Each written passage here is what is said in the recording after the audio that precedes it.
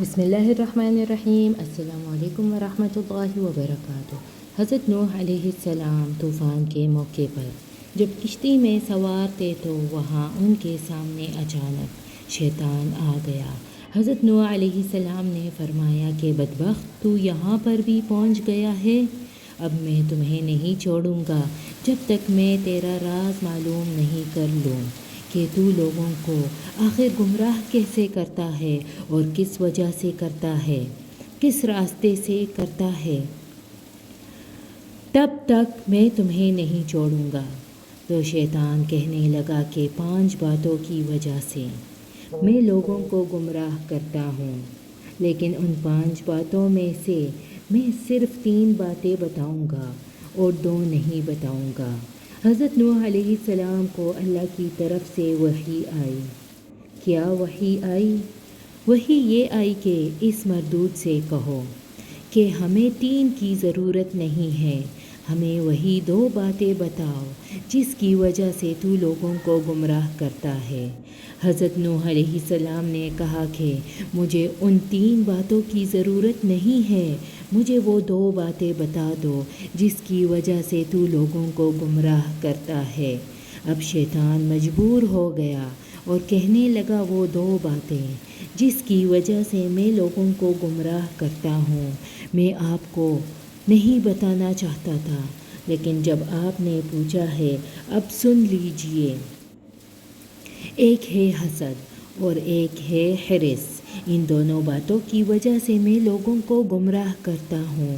اور پھر شیطان کہنے لگا کہ حسد نے مجھے گرایا اور حرص نے حضرت آدم علیہ السلام کو گرایا۔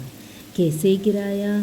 اس لیے کہ جب آدم علیہ السلام کو اللہ تعالیٰ نے بنایا اور آدم علیہ السلام کو اللہ تعالیٰ نے علم عطا فرمائی، ان کی شان و شوکت کو فرشتوں کے سامنے ظاہر کر دیا، تو اللہ تعالیٰ نے فرشتوں کو حکم دیا کہ اس کو سجدہ کرو، تو پھر سارے فرشتے سجدے میں گر گئے۔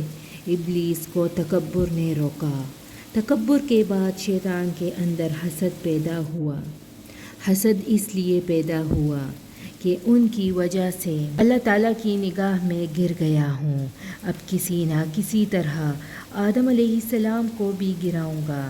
یہ ہے حسد۔ جب کسی کے پاس کوئی آپ مال دیکھو، جب کسی کے پاس حسن جمال دیکھو، جب کسی کے پاس عطا و نوال دیکھو، جب کسی کے اندر بڑائی دیکھو، جب کسی کے اندر علم دیکھو، جب کسی کے اندر مال و دولت کی فراوانی دیکھو، جب کسی کے دل کے اندر خواہش پیدا ہو جائے کہ ساری کی ساری چیزیں ان سے چھن جائے، چاہے مجھے ملے یا نہ ملے، اس کے پاس بھی نہ رہے، یہ ہے حسد۔ اور یہ حسد اللہ تعالیٰ کی نگاہ میں اتنی بری چیز ہے، بہت بری چیز ہے۔ شیطان نے سوچا کہ اللہ تعالیٰ نے ان کو اتنا اونچا بنایا ہے کہ سارے فرشتے ان کو سجدہ کر رہے ہیں، اللہ تعالیٰ نے مجھے گرا دیا سب کے نظروں میں، تو میں آدم علیہ السلام کو بھی گراؤں گا۔ اس کے بعد شیطان جو ہے حسد میں مبتلا ہو گیا اور اس فکر میں لگ گیا کہ میں آدم علیہ السلام کو ذلیل کروں گا۔